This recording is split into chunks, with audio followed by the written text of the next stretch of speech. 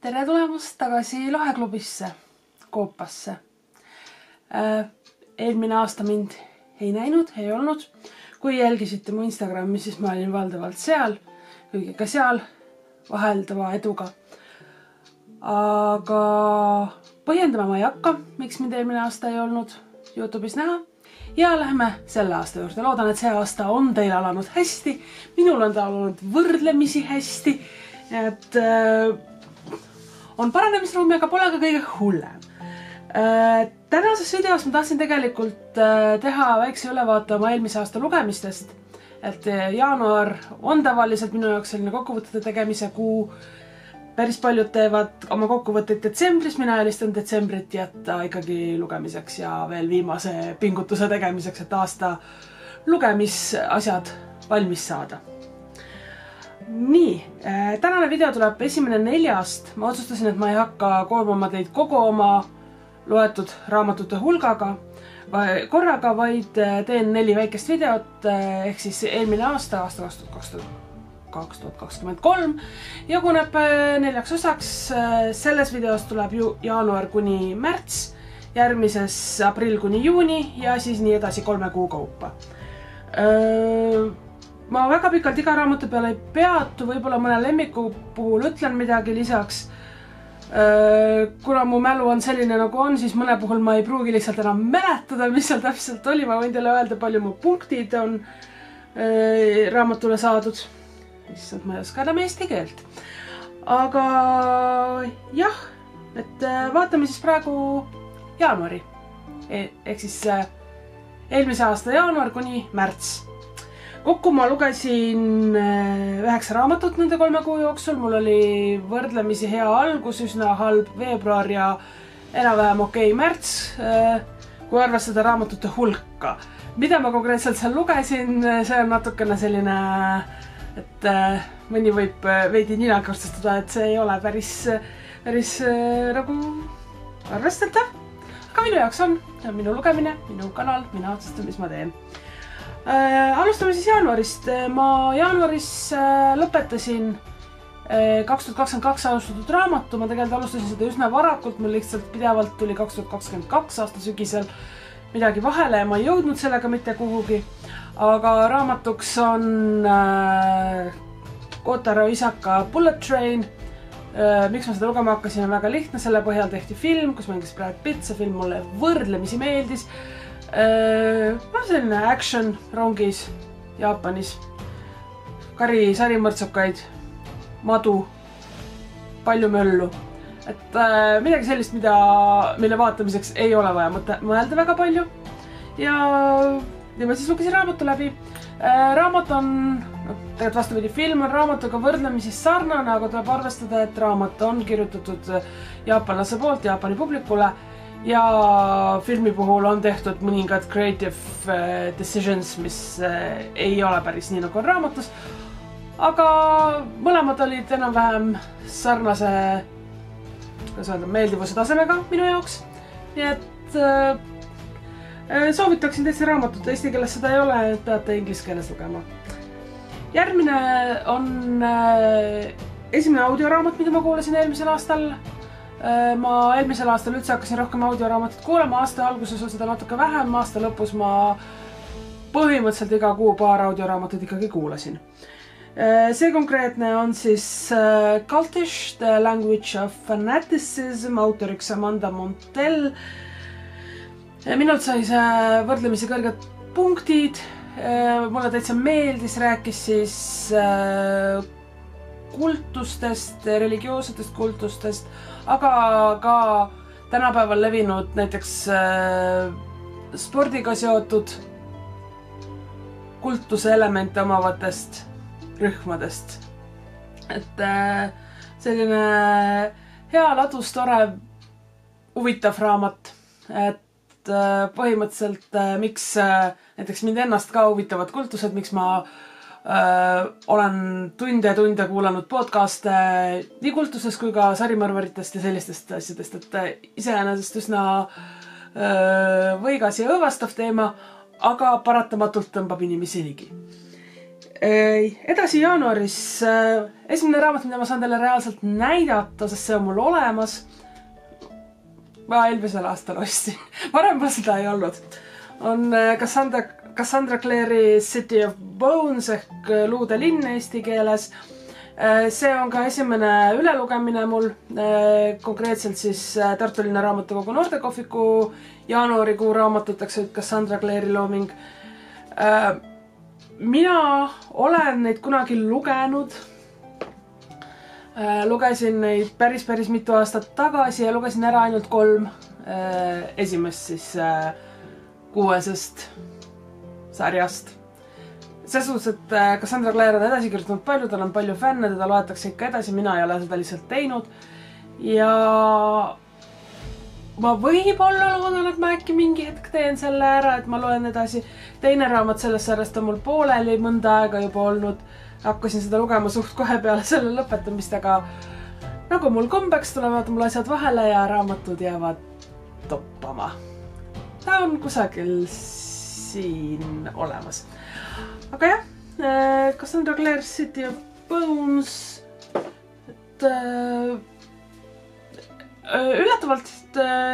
üllatavalt hea. Ma olin ära unustanud, et miks mulle meeldis ja kui mõningad pisiasjad välja arvata, siis naine oskab kirjutada ja teda täitsa meeldib lugeda.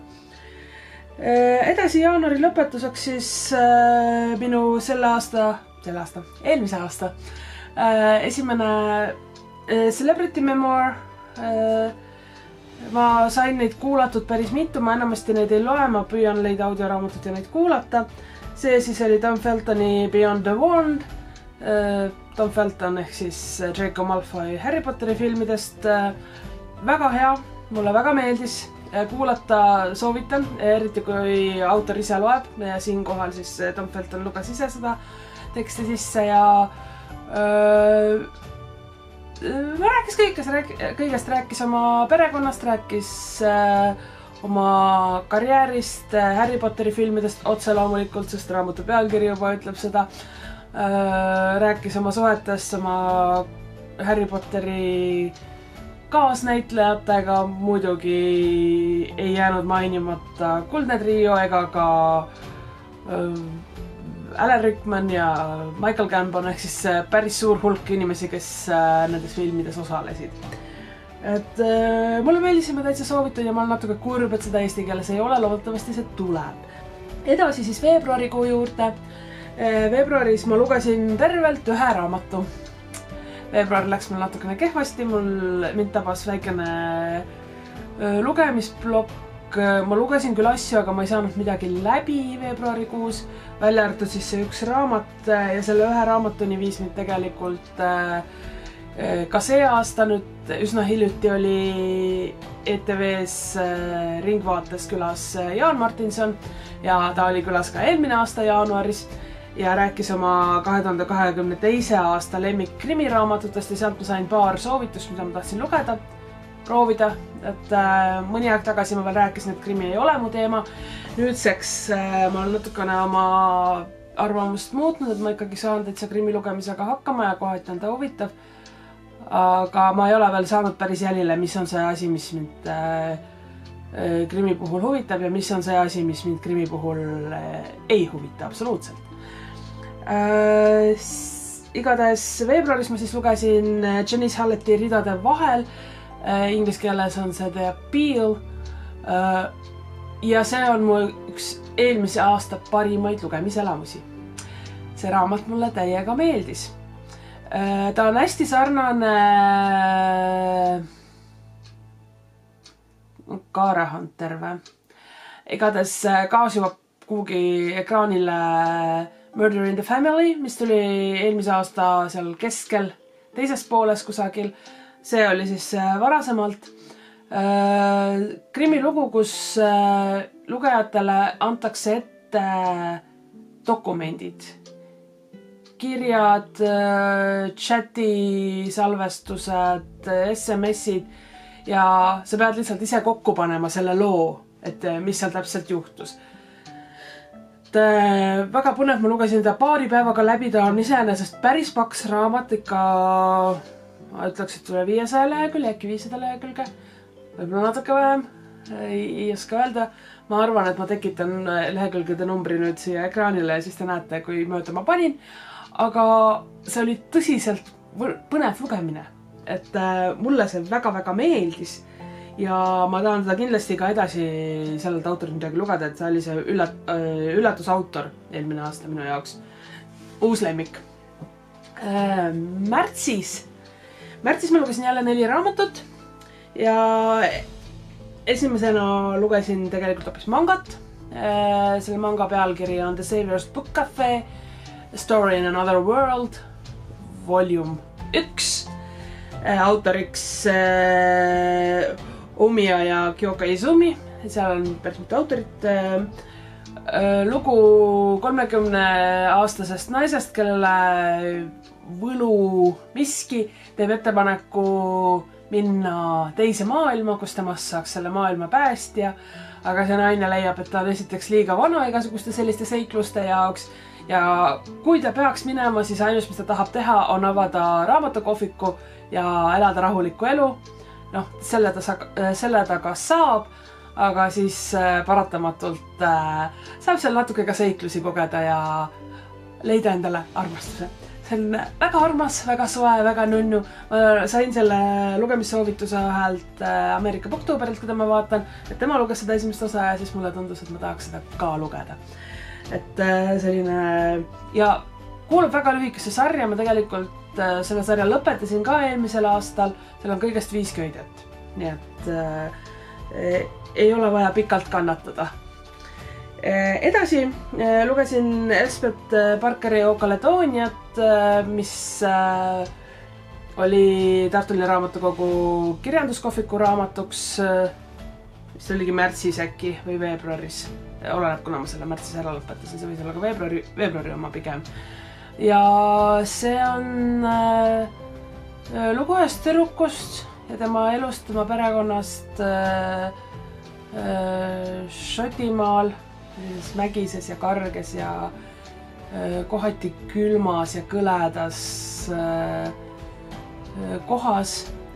Mulle see raamat meeldis oma see kauni keele ja just selle karguse poolest, et seda oli kuidagi väga rahulik lugeda, et sa ei tahtnud sellega üldse kiirustada.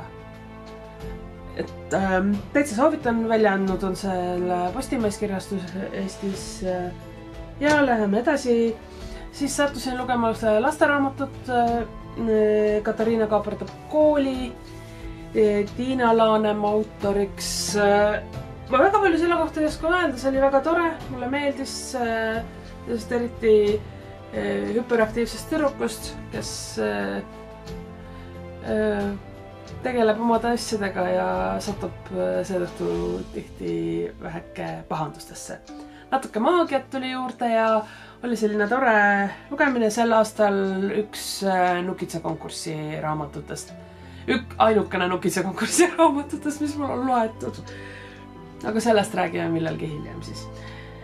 Konkursist ma mõtlen. Edasi siis järjekordne Jaan Martinsoni soovitusest saanud raamat Gert Kiileri Eranuhka ja armasta keegi.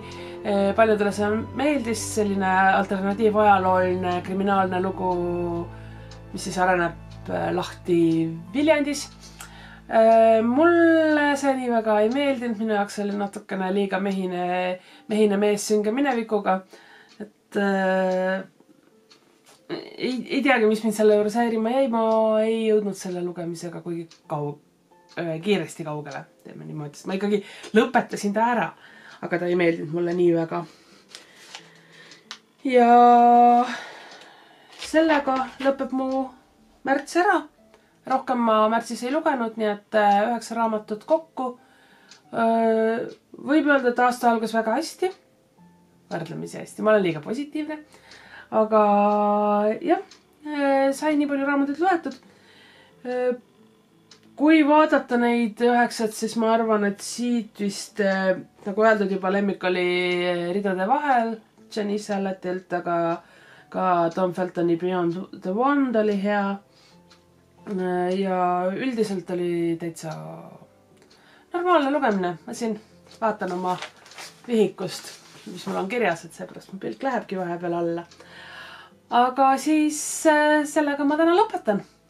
Järgmises videos räägime siis minu aprillist, maist ja juunist. Ja seal on natuke rohkem raamatud, nii et juttu tuleb pikemaks. Aga praeguseks tšau ja näeme järgmises videos!